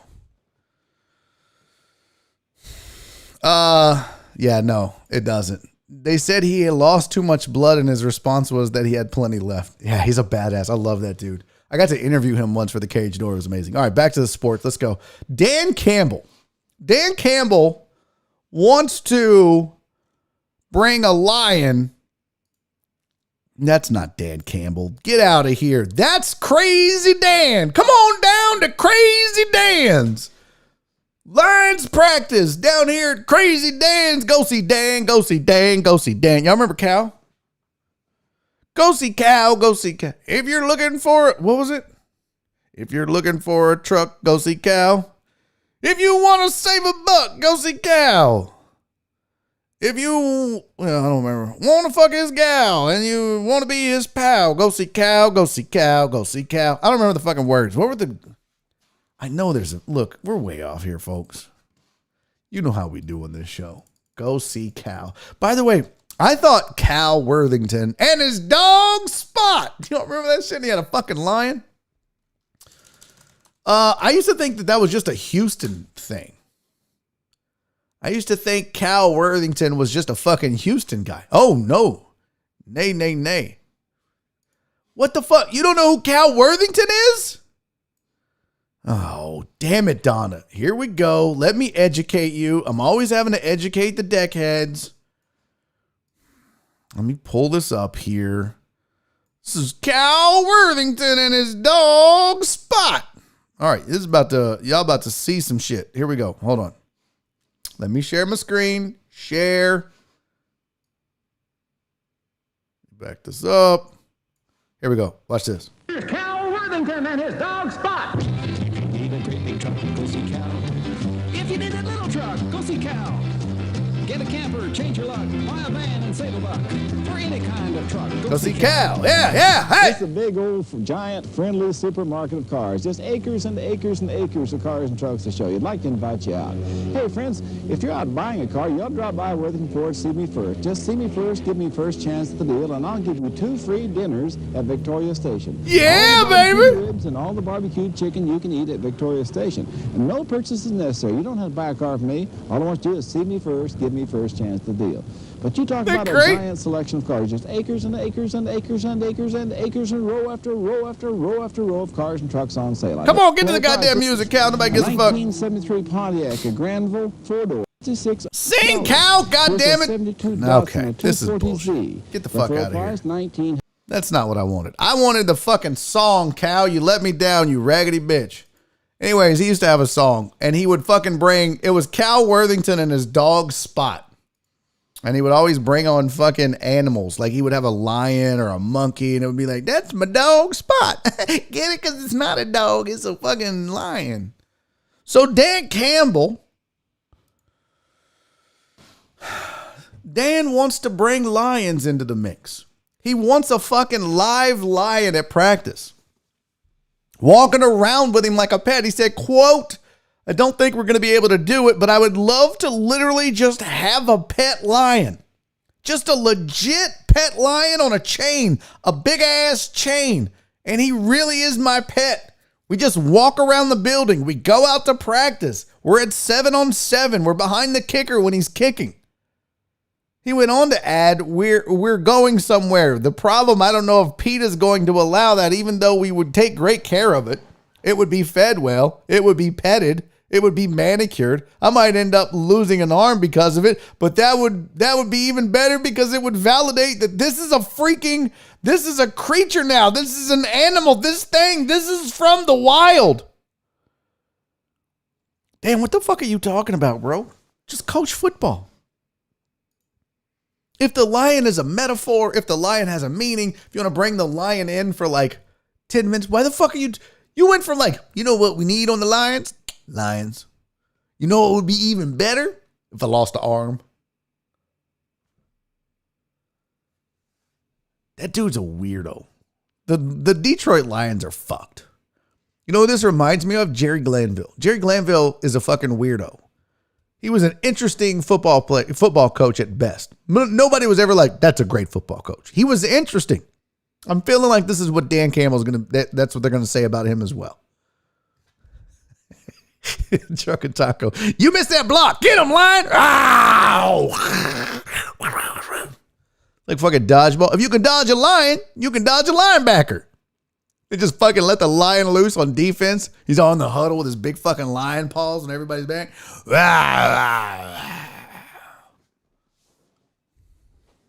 Dan's a fucking weirdo, bro. Why are you even having this discussion with the media? You know what we need? I don't know. Fucking better coaching? No. Better players? No. More salary cap space? Nope.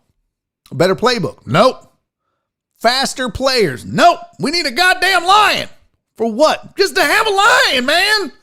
You know how badass it would be walking around with a goddamn lion? We just walk into the stadium, they'd be like, oh shit, it's the real Detroit Lions. Not just like Detroit Lions, like Lions. We win every goddamn game. Oh, fuck. The Texans would be like, no, you wouldn't. I don't know what the Texans mascot would really be. Fucking bull? Really? A bull? It's not even a Texan. A Texan. I'm a goddamn Texan. Put me on the helmet. Fucking stupid. You know, would if you had to have your fucking mascot at the goddamn, I mean, some of them are not even going to be possible. Where are you going to find a giant on a Sunday at noon? The Giants just aren't randomly around. You got to fucking book a giant. Andre the Giant's dead. You got to go find another one. Good luck trying to get a jet into the stadium. The Dolphins would be like, we got a dolphin. Like, well, no one's scared of a fucking dolphin. I mean, a jet, it's a jet. They have fucking missiles on it, and a giant's a fucking giant. No one's scared of a goddamn dolphin. Although they're very rapey. Dolphins are. So maybe. The NFL's like, oh, we just got over this. Jesus Christ, not the rapey dolphin. Jesus, Miami, come on. Work with us. We're trying to improve our image. You guys are showing up with this rapey fucking dolphin at the stadium. No. Change your fucking name. That would be suck though. What's like, is that the most like pussified mascot? A dolphin? Is that the weakest? Let's see. I'm way off the rails here. I don't give a fuck. I want to look at the mascots because I can think I'm thinking of 49er. Who gives a fuck? The Patriots are gonna bring the president. No, they're gonna show up with a fucking musket and then they're gonna try to shoot that lion and that fucking musket ball's gonna go doink off the lion and then they're just fucking murder the Patriot, the actual fucking Patriot. Oh, let's see here. You got a bill. Which is actually got a buffalo, what is a bill? Are you just going down and getting a bunch of random dude named Bill? Because it's not like it's Buffalo is the city. It's not the mascot. So a bill is just some dude named Buffalo Bill. Like, yeah, I'm Wild Bill. I'm Buffalo Bill. I'm fucking Billy Bill. Oh, fuck. I'm Accountant Bill. God damn it. We're out of bills. We got Accountant Bill? Fuck. You got a dolphin, a bill, a patriot. Okay, they got a musket at least. You got a jet, a stealer. That's an iron worker, not a thief. You got a raven. Who the fuck is it? A raven just like, bro, nobody's scared of you. You're just sitting up there screaming for no goddamn. You're like everybody's ex-wife. Shut the fuck up. A brown? What the fuck is a brown? Jen, are you here? What the fuck is a brown? Can somebody explain to me what a brown? I know what a Bengal is. That's a tiger. And fuck around and the lions will find out. A titan. That's not even real. A colt. They're getting their ass whooped because the Texan will ride a colt or a cowboy will ride it. No, the Texans will ride the Colts. The Cowboys will ride the Broncos. Right? That's how that goes. Is that who they're named after? Arthur Brown? No one's scared of a dead guy. A jaguar. No, don't fuck around. Don't fuck around with a jaguar. You'll find out. A chief. Not getting me canceled. A raider. Even know what the fuck is a raider? Like just a pirate? A charger. I know they have like a lightning bolt. Is that supposed to be like a fucking cell phone charger? And then you got Washington, who's just like, we're just a football team. You literally have another football team as your mascot. You have to get a 22 more players just to show up like the fucking Lions did to be your mascot. It's the most ridiculous shit I've ever. The Eagles, no one's scared of that either. The Cardinal, yeah, the Cardinal is totally getting fucked up. Nobody's like, Mom, I'm really scared of that Cardinal. It'll come fuck around and peck your head. By the way, my mom got attacked by a fucking bird one. Mockingbirds don't play. If you want to be something dangerous, how about the Browns change their name to the Cleveland Geese? You ever fucked around with a goose? They're mean as fuck. Go be the fucking Cincinnati Roosters. Those sons, a rooster? Are you kidding me? The Baltimore Chickens. Chickens and roosters are terrifying. Geese are terrifying. Be the fucking Philadelphia Mockingbirds. Those things are terrifying. One of them attacked my mom and pecked the shit out of her head. I've never been attacked by a fucking charger. I don't know. Dan Campbell's a weirdo. He wants to bring lions to a Lions practice. It's weird. Real quick before I'm gonna bring my guy Christopher Hart on in just a second, but before we do that, I need to do these reads because not do I need to tell you, I want say, pray tell, whatever the fancy word would be, want to tell you about Rain Beauty because, well, quite frankly, some of y'all are ugly and you need some Rain Beauty in your life. Go to rainbeauty.com. They have all kinds of products for the ladies out there right now, the deckettes or the lady in your life if you're a deckhead. And not only do they have stuff for the ladies, but they do have a men's line that'll be coming out really soon, which will include moisturizer, cleanser, and a revitalizer for your ugly dude face. But right now, the ladies' products, those can help treat acne. They help fight inflammation. It helps fight the signs of aging. Some of y'all look a lot older than you are. It also increases oxygenation of the skin. And you might be saying, well, what does that really mean? What does any of that stuff mean? What does this do? When I say it treats acne, the products work to heal and regenerate your skin. It doesn't clog your pores. What about fighting inflammation and aging? What does that do? The hemp seed and the CBD oil have anti-aging properties, which help to reduce wrinkles, fine lines, dark spots, and sagging skin. Folks, I'm telling you right now, these are the same people that bring you the line of Hemp Vita products that you have grown to love. Do yourself a favor. Do your wife a favor. Do your girlfriend a favor. Do your mom. Do your aunt, sister. I don't care who it is. Get the woman in your life some Rain Beauty products. Try them out. They have the hemp in them. And the CBD, we've talked about how beneficial that can be. Jen's been using it. Says she loves it. Says like she uses, I think it's the cleanser and it tingles and she knows it's working. So check it out. Go to rainbeauty.com. You can use that promo code DECKHEAD2021 on your screen. You're going to save 10% on your order. That's rainbeauty.com. Promo code DECKHEAD2021. Save 10% on your order. And while you're online, do me a favor. Go hit up Hemp Vita. It's the same folks. Get you some moisturizer for that ugly, wrinkled old face of yours, and then get you some gummies to help you sleep at night. Because Lord knows they work. I slept 13 hours on 2 Hemp Vita gummies one time. I took 2. The first time I ever took them, it says take 1. I took 2. I slept 13 hours. Go to Hemp Vita CBD. In fact, my boy Shock was like, bro, where are you getting your edibles? I was like, I don't even do edibles anymore, fam. I don't need them. I was taking Benadryl, and now I got my Hemp Vita gummies, the new line, they have 25 milligrams of CBD now. They have a chamomile, melatonin, CBN in them. It's amazing. Go check it out. And still I rock with that gel. And if you got achy joints or muscles, check that out as well. HempVitaCBD.com is the website. Use that promo code DECKHEAD15. You're going to save 15% on your order. But do it because it's worth it. And get some good sleep. All right. Jasper said Handsome Barry needs that beauty sleep. No, I'm ugly as fuck. I obviously don't get enough sleep. Look at this face.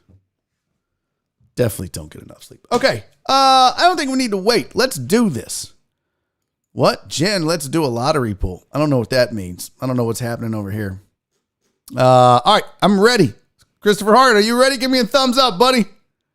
He's drinking. I love it. Joining me now on the show, as he does every single Tuesday, right here on Barry on Deck, the man, the myth, the legend, the connoisseur, and Mr. Fancy Pants himself, Christopher Hart from the Whiskey Neat Show, Whiskey Neat Podcast, Whiskey Neat on ESPN. How are you, my friend? I'm good, man. Can you hear me? I can hear you just fine. Yes. Sound good. Okay, sweet. Well, I never know with this mic if the light being on or the light blinking is the muted button. But, dude, I'm good. I'm happy to be here. And you're right. I am drinking. I actually, this has got to be a throwback.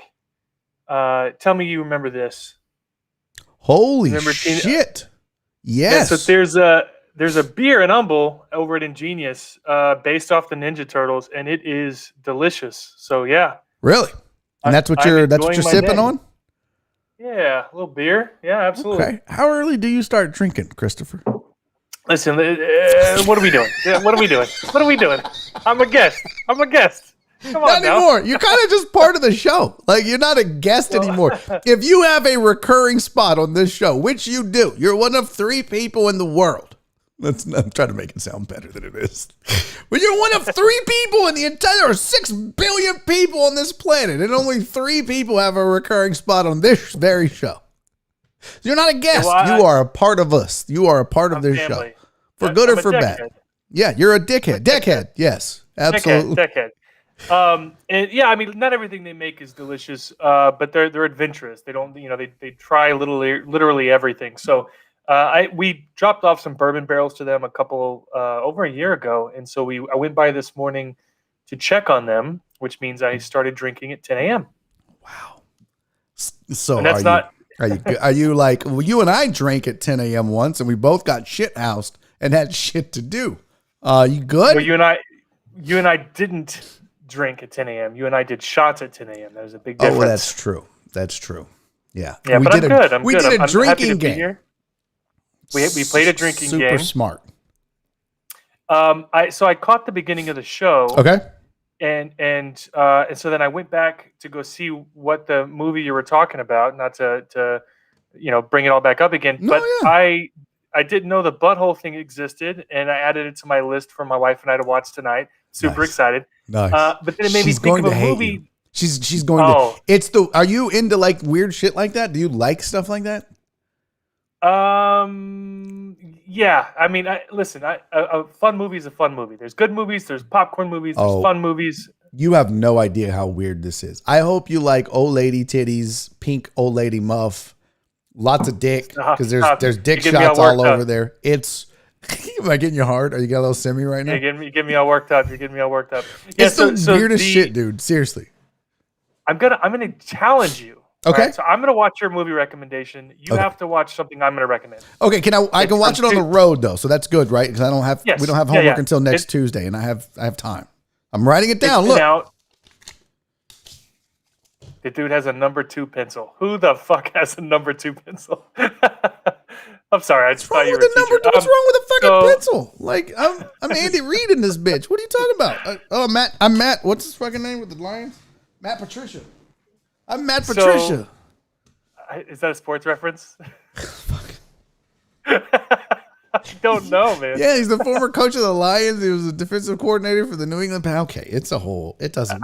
You're not here for your sports acumen. Number 34 was the Hakeem Olajuwon. That's right. Absolutely. You're not here for your sports. You're here for your beauty because you're an amazingly handsome man with a refined palate and an intelligence level that definitely enhances the IQ. And crooked glasses for some reason. I can't figure out what's happening. It's your nose. It's in my nose. I got a broken. I swear to God, look at the camera. Look how crooked my nose is. Right, it's worse because I actually have a wide angle lens. Like, see, I can.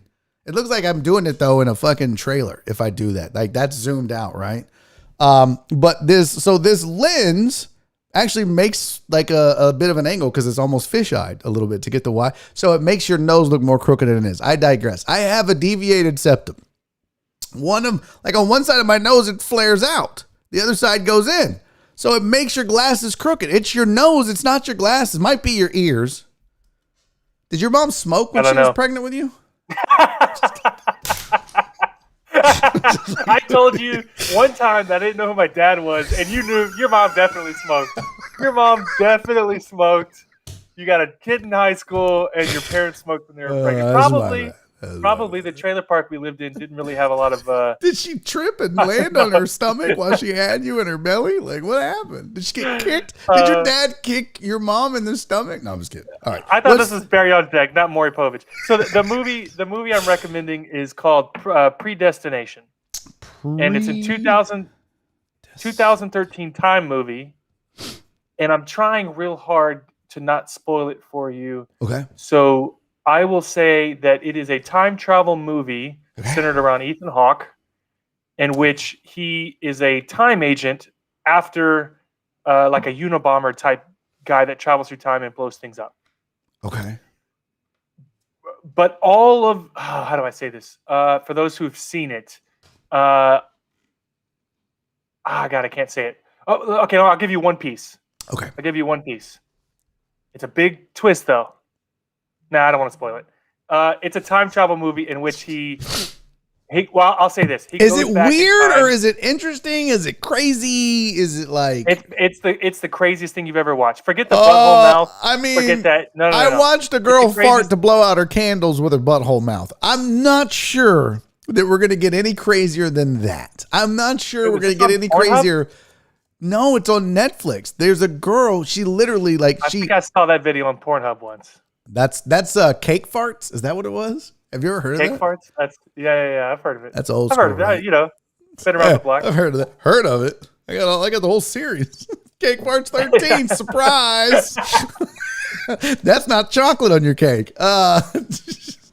Yeah. I'll say this. He goes back in time and has sex with himself. And it gets only weirder from there.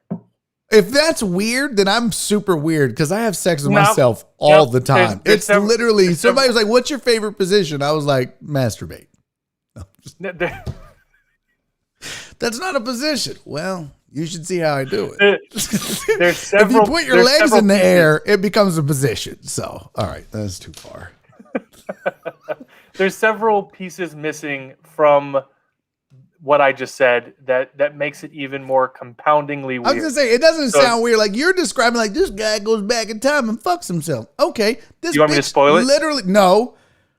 This chick literally has a butthole mouth, and that doesn't even spoil it for you. Like me telling you she blows out her birthday cakes by farting doesn't spoil this movie for you. I'm telling you. You're going to text me tonight. Are you watching it tonight with the wife? I'll watch it tonight. It's called Skins, and you are going to text me probably in the middle of it and be like, what the fuck is this? I have never in my life seen anything this strange. And what's weird is none of it makes sense until the very end, and then you're like, oh. And you're like, well, that was a good message. But, bro. Is it weirder than Gary Oldman playing a midget or a dwarf, whatever the appropriate term is? Yeah. Tiptoes? I've never seen Tiptoes? No, I've never seen Tiptoes. Tiptoes is a Matthew McConaughey movie that you can't even find because I think he bought the rights so it can never be seen by anybody again. And Matthew McConaughey, his entire family is dwarfs, and his little brother is Gary Oldman, who, as you know, is not a dwarf. No, he's not. He plays one, and Matthew McConaughey basically starts dating this beautiful woman, as he tends to do, and he doesn't want to tell her when she gets pregnant that there's a good chance that her child might be like the rest of his family, dwarfs. It is so bizarre that I'm telling you, he bought the rights to it, so you can't buy it anywhere. I mean, if it's online somewhere, it's got to be ripped online somewhere. But it's the most ridiculous Matthew McConaughey movie that's out there. When you went back and watched yesterday, did you happen to look at the picture I put up of the chick? No, I kind of skipped to the end. I did not. I missed it, but I did Google image it, and she's got like a ring of shit around her mouth. It's hair. It's not. Oh, is that what it is? She's got a hairy butthole on her face. And guess what? Are you sure this wasn't Pornhub? Guess what she has for a butthole? Lips. A nose? Oh, really? It's reversed? Guess how she eats? Sits down. Yeah, I think that's a South Park episode. I'm telling you, This is the weirdest fucking thing I have ever seen in my life. And I have seen some weird shit. Like everything you described to me, she literally butt chugs soup. She goes to a restaurant and they're like, what would you like? She's like, oh, a chicken soup. Like she can't. By the way, it's all subtitles. It's all. So she's like, the whole thing. Yeah, she's like, I want a chicken soup. And this super large waitress is laughing at her, making fun of her butthole face. And so she brings the soup and she goes into her purse and she takes out the funnel like she's going to fucking chug a beer. Like, Wait, does that imply that she chews with her butt? No, Like, so she goes takes like the this? funnel with a long hose and she shoves it up her butthole and she pours the soup in the funnel and it goes into her butthole, which is really her mouth because her butthole is Wait. here. It's that's Does just that mean- one does scene. that mean I didn't she even shits spoil. out of her face? Yes, I didn't even spoil anything for you. It's the weirdest. I mean, dude. Tony Garza with the question. Buddy. Oh. So she blows you. What is that considered? It's anal. Anal. It's anal. Yeah. Like for real. It's so weird. Your wife is going to hate you, but you're going to love it. Well, I'll watch it tonight. So I asked you what you wanted to discuss, and I really liked what you sent. You had some good ideas because I really haven't even talked about this yet, but you, being the cunning guy that you are, was like, let's talk 50 Cent moving to Houston. I need somebody to bring me up to speed on this, Mr. Hart, because I have no idea why he's here, what his plans are. I found out yesterday in a meeting because everyone's been seeing the meme go around. Yeah, and Nora was like, why didn't you put him in your studio? I was like, because I don't think of that stuff. I'm not good at that. I'm dumb. She goes, yeah, you should have put him on and be like my guest today and then have him like side by side or put him in the back, like just hanging out, watch. I was like, I'm fucking stupid. I don't know. I'm not a good marketer. What can I say? I just focus on I'm going to try to get him on my show. Are you really? He's got a cognac. He's got a cognac. That's true. Right? Was he the one that also had a vodka or something? Or a whiskey? Or nope, who was different it? Black guy, you racist. Okay. I'm not thinking of Puffy. He had Ciroc. That's not what I was thinking Yeah. of. I could have sworn he was in town for an MMA thing. Like he had partnered with MMA for whiskey or something. I could be wrong. Oh, no. You think, okay, I know exactly what you're talking about. Dana White has a banana flavored whiskey called Howler Head. And it's utterly garbage because of course it is. It's of course. It's worse than Conor McGregor's shit whiskey. Really? Oh, that's bad. Yeah. So Daniel Cormier was in town doing a signing for Dana White's whiskey that was available at Specs this past weekend. 50 Cent, however, posted on social media, and the caption was like, "I live here now. I'll explain later. I'm excited." And I was like, okay. But I don't know what that means. Right. But he's got a cognac called Branson. I haven't had it yet. But if he's here, I'm going to try. I'm going to see if I can get him on. Fuck yeah. Why not? Right? I mean, it's worth a shot. You've already had enough people on. I didn't even think, I was like, there's no way he would do my shit. But I mean, he's pushing that whiskey that cognac pretty hard. I bet he'd do. Yeah. I mean, I've tried before to get him on my show. And I just, it couldn't get it to line up. But if he's here in Houston, why not? So did he say why he moved here? I mean, I know I just saw yesterday on the news he was doing something with the mayor about, the community, which you're not going to do unless you plan on being here for a little while. So that's cool. It's dope to have a celebrity. Is it just because like everybody else, like everybody from California and New York is moving to Texas because property taxes are so low? There's no state income tax. Housing is so cheap. That's just gotten too crazy over there in those two states. So Joe Rogan, I mean, everybody, all of comedy is moving to Austin. Hollywood's starting to move to Austin. Businesses, Elon Musk. And is he part of it or what? I wouldn't be surprised. I don't know for sure. I had just literally found out yesterday, and all I could tell is that I know that his cognac, he's been making trips back and forth to Houston for the past year or so. My instinct was that it was probably his spirit brand. Like it was probably that. But why I don't move know. here for that? Just you could fuck. He's a businessman. He's a millionaire. You could run that shit from New York. That's a good point. There's got to be something more to it. It's got to be taxes. See, that's what I'm thinking. I think it's just like it's got to be financially. These guys are getting told from their financial advisors because I mean, a lot of athletes live here, and a lot of athletes once they get traded here or get drafted here or play here, they may get moved or traded or leave for another team, but they'll keep their house here because it just doesn't make sense to sell it. It's cheaper. Like, it's just, you know what I mean? You have a resident here. It just, I don't know. Like, it makes more sense. But Florida and Texas are growing significantly because of the way that they handle it. And it's 2 Republican states that don't charge income tax. And it's a smart play. I mean, Rogan moved here and immediately saved himself $30 million, right? Crazy. $30 million just to move. Crazy. Yeah. I'd move for tens of thousands of dollars for certain jobs. You're like, you're going to save $100. You're like, I'm in. Let's go. Fuck this shit. Yeah. It's pretty wild. And he even moved to one of the more expensive places to live in the state, in Austin. Like, it's still expensive out there, but not, it ain't LA and New York expensive, but Houston's housing market is by far the best housing market. You could ball out of control anywhere in Texas compared to LA, right? Yeah. We've got a friend of ours who is a multi-millionaire in LA and lives in an 1,100 square foot home. Yeah. Like, it's just the per square footage of the land itself is off the charts. My mother is in real estate. My sister is in real estate. In fact, my sister now works for Indy Kalu's company. He's a Texan. You don't know. He's a former football player, but she works for his like lending company or something like that. But my whole family's been in real estate my whole life. I was a real estate agent for like a year. And then I realized how much I hated hauling people around for them to buy houses and was like, fuck this. I can't do this anymore. But I can tell you this, the housing market is crazy right now. And what's happening is, and because everybody's moving here, is you've got people that owned, a $2 million home, which like you said was 1,100 square feet, but the cost of it is $2 million, right? So they sell that and they'll have $700,000-$800,000 in equity in that home. They're bringing $700,000 of cash to Houston to buy a house. That's a big fucking house, especially if you still want to finance. You can buy $1 million home in Houston, which is going to be 7, 8, 9, 10,000 square feet as opposed to 1,100 in LA. And they're just like, oh my God. And then you don't pay state income tax? It's ridiculous.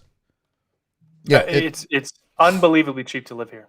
They are saying that houses right now in this market, if you're looking to buy a home, this is not the time to get into the housing market. But if you have 2 homes, this is a perfect opportunity to sell one of them at max value, go live in the other one until the market dips again. Then buy you a house. Because right now they're saying houses are sitting on the market for less than a week and people are paying above asking price, which is unheard of. Usually here, like if you were to sell your house and you were like, all right, we think we could get $250,000 for it. You might put it on the market for $260,000 knowing you're going to negotiate down. Right now, you might get $300,000 for it because people are like, well, we need houses. We'll give you $300,000. You're like, I just wanted $260,000. That's how crazy it is right now for homes in Houston. What do you think that is? Do you think the stimulus plays a part of it? Because and let me expand a little bit. So one of the things that a lot of people are not familiar with, but a lot of people are, is the black market or the secondary market for spirits on Facebook, right? So there's all these hidden groups that you can buy and trade rare bottles of whiskey. There's a whiskey called Elmer T. Lee that usually goes for about $45 a bottle. It for the first time ever during the pandemic, during this time that all these stimulus checks were coming out, you could trade it for $350. You can make $300 off your $45 investment instantly. And so I know people who either lost their job or were furloughed, and all they do is drive around to liquor stores across Houston looking for one of a dozen bottles. And if they can find it, they can immediately turn it around. There's a bottle of E.H. Taylor 18-year-old marriage. It's $75. You can trade it for $2,000. $2,000. It's so crazy. There's people who make a ton of money off it. And I know a woman who's been a real estate agent for years. She doesn't need to work. Her husband's very wealthy. But she's been doing it for fun to keep herself busy. And she's never sold. She always will throw in like a listing of $1 million house, like a $2 million house, $3 million house. Never moved it. It's always set there. During the pandemic, during the stimulus time, she sold 3 last month. She made $80,000 in commissions last month. Yeah. And I don't know what's happening. Is it Bitcoin? Is it Doge? Is it just these stimulus checks, or is it that the perceptions that people are hurting, but really the wealthy are doing even better than ever during this time period? I think I think you hit on it at the end. I mean, I don't know for sure, but I'm going to tell you, I don't think it's the stimulus checks, because I don't think that warrants a move cross country. Because what you're finding is it's not us that live here that are driving up the market, because this is our market. We already are here, right? What you're seeing is an influx of people moving to Texas from California and from New York and maybe from like Illinois, Chicago area, whatever, where it's also expensive. But it's because there is a ton of jobs. The market here never really cratered. Like, unemployment was bad, but it could have been a lot worse like it was in those places, because you can't live on unemployment in a place like California or New York. It's just not feasible. You're going to be homeless if that's all but in Texas, you could legitimately survive on unemployment. And you know what I mean? Let me counter argue. Okay. So Tony, my point is, real quick, my point is people are moving here because it makes financially, it makes more sense to live here. And I think the part of the reason is we now know that we can be a telecommute society. We don't have to go to work. So people can leave where they live, go to work remotely and live a lot cheaper in Texas. That's my thing. So I'm not arguing with you at all about the rich moving here. But what I don't understand is the differentiation between, and this is why I think it might be stimulus checks, because although Tony brings up a good idea, he paid down credit card, but that's you, buddy. You paid down credit card. Mm-hmm. I know a lot of people who's wasted it on secondary market pricing for bottles they can't find, right? So you can't find No. Martini for $50. You just got a stimulus check for your family of 5 for $7,000. That's crazy. And what do you go out, you buy all the rare bottles you've always wanted. Additionally, other people are buying, they're spending it on TVs, they're spending it on items for their house. Some people got that stimulus check and didn't need it and used it.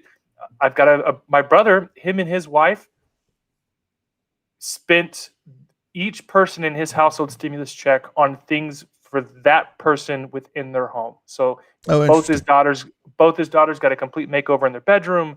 He spent some money on some gambling. His wife spent some money on some makeup. So you are putting that money in the pockets of business owners, right? Stimulus check doesn't help a millionaire. It does if thousands of people buy their product with that stimulus money versus paying down credit card debt. You know what I mean? Because that check goes back into the economy.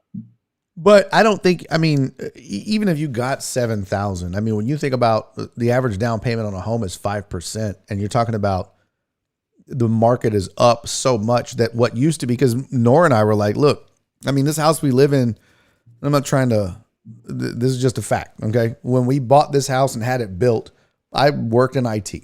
So I just want to preface that by saying I had IT money when we had this house built. But this house costs a lot of money for just 2 people that don't have kids, and it's not a 2-income house anymore. So it's like, if we wanted to sell, this house is worth more now than it was. But if you're going to put 5% down on a home, homes that would normally cost $200,000 now cost $250,000. Homes that would normally cost $300,000 now cost $350,000 to $370,000. So you're talking about having to put more down, but you didn't. The stimulus check, even if you did get $7,000 for all the kids, that means you're probably going to need a much bigger house than most people would buy. So I'm not talking about them. I'm talking about, like, for instance, Ingenious. Ingenious has just bought more equipment because, as Robert, who likes beer, just said, his stimulus check got him a lot of great beer. Mm-hmm. So if you have thousands of fans who all get stimulus checks that didn't need them, and they spent it on your beer, then you got all of their stimulus checks. Oh, gotcha. You see what I'm saying? Yeah. Right? Okay. So then now I can buy my $1 million house because I just got $400,000 worth of stimulus checks. Okay, that makes sense. But it's just, I think it's people like, I don't think it's just millionaires that are moving here, because you're right. Nora and I were like trying to downgrade, right? We were like, we feel like we have about, and again, I probably shouldn't share it too, but we feel like we probably have about $250,000 in equity in this home. But I bought the lot. Great. I paid cash for the lot. This was back when I was, a project manager for Halliburton, making serious scratch, right? And it was we basically paid cash for the lot, and then it almost doubled in value in 6 months. So that's just equity, right?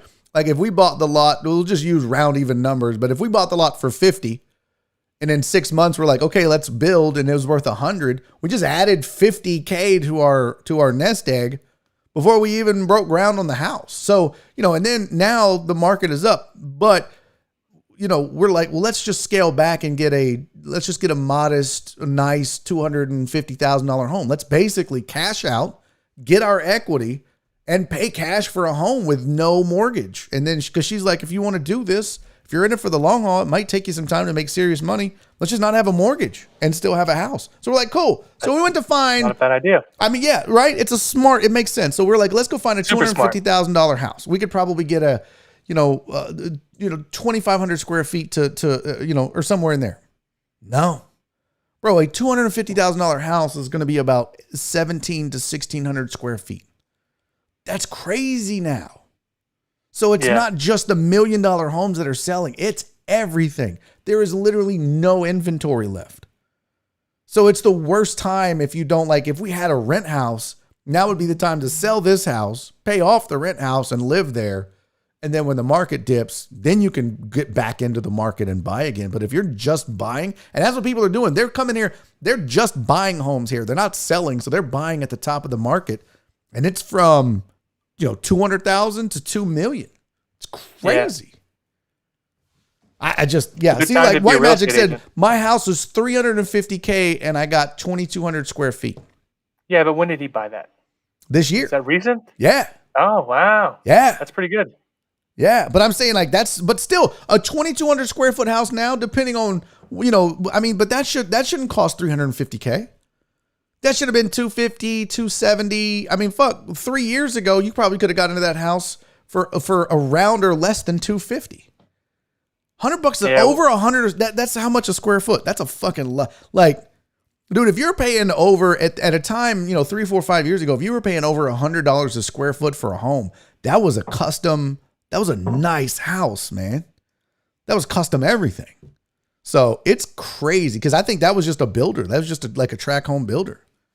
And he said he's lucky he got it for that cheap. So it's not just the millionaires. It's everybody. Everybody is moving. Man, you think traffic's bad now?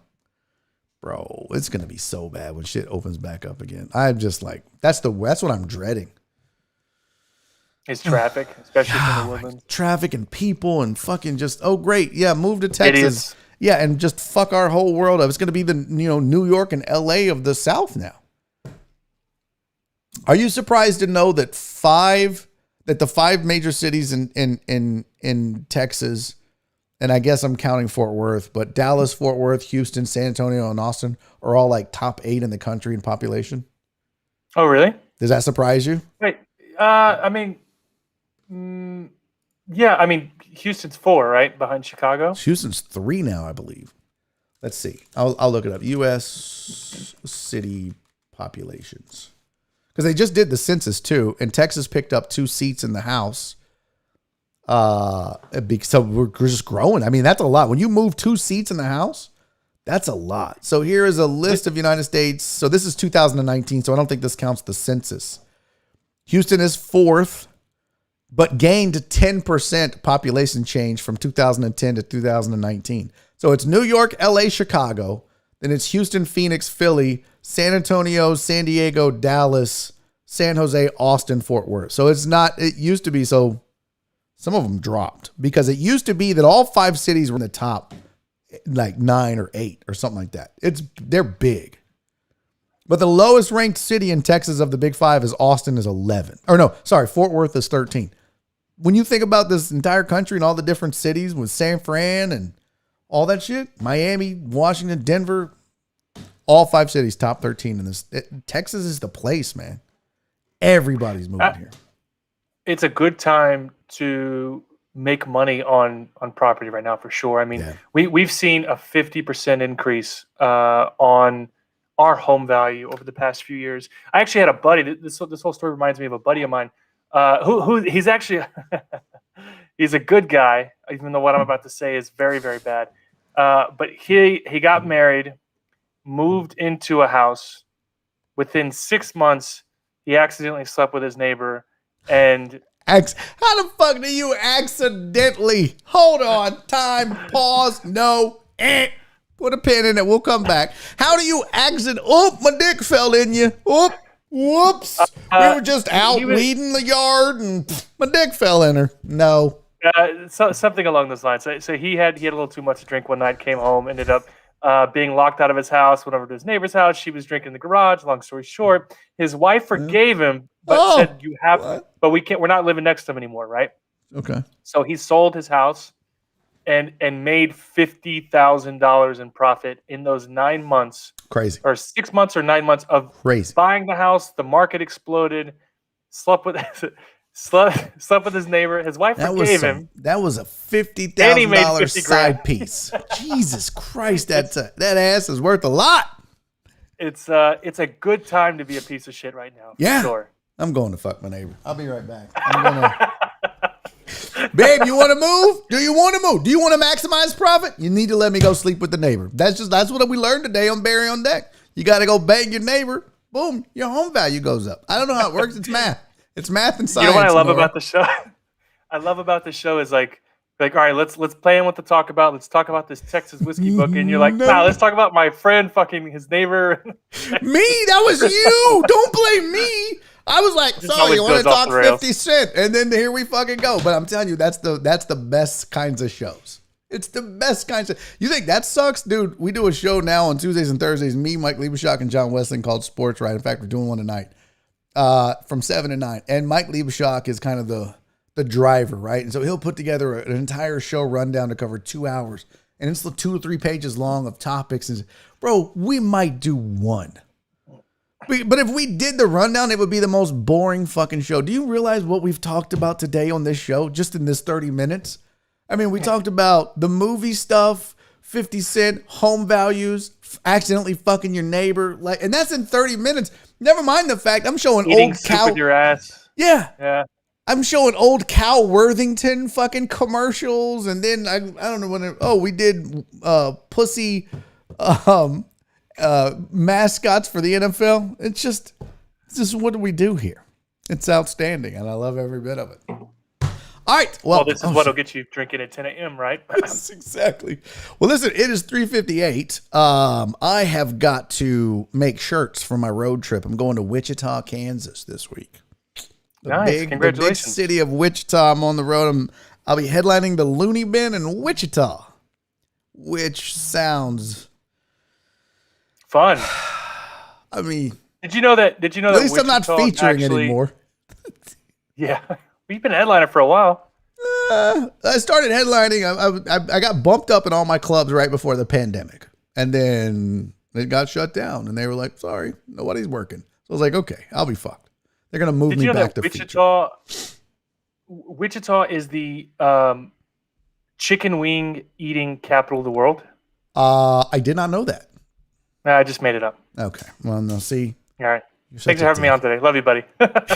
I do know this. They have a very large homeless goose population. If you go down to the river, they have like this fucking keeper of the plains. It's this big statue of a native. I don't know if it's a woman or a man. I'm gonna be honest with you. It's kind of a unisex native, like gender neutral native.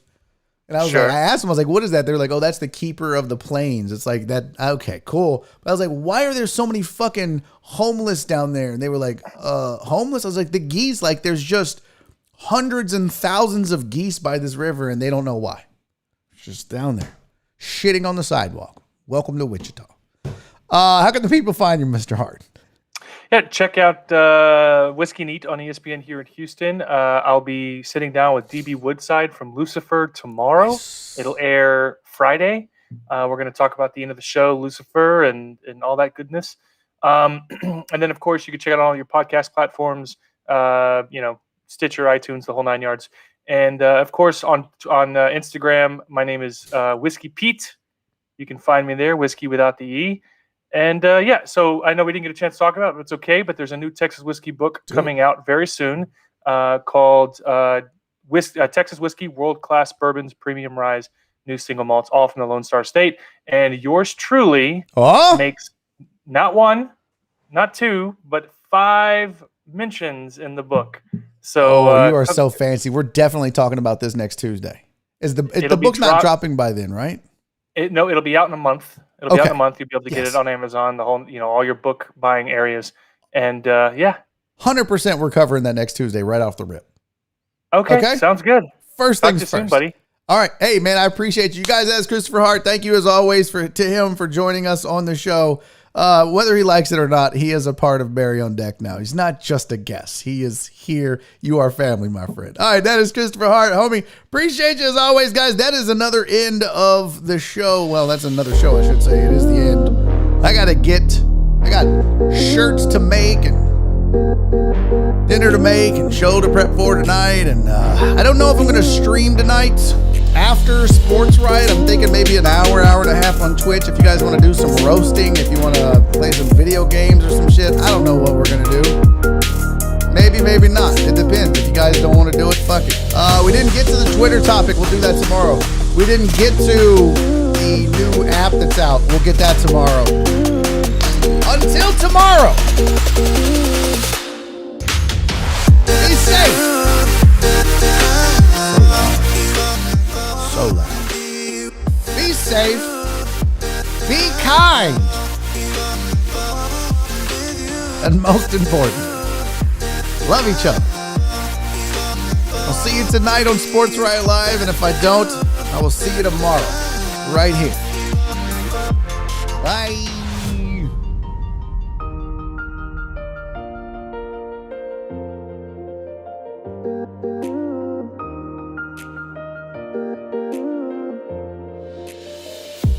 Daddy's making a YouTube video!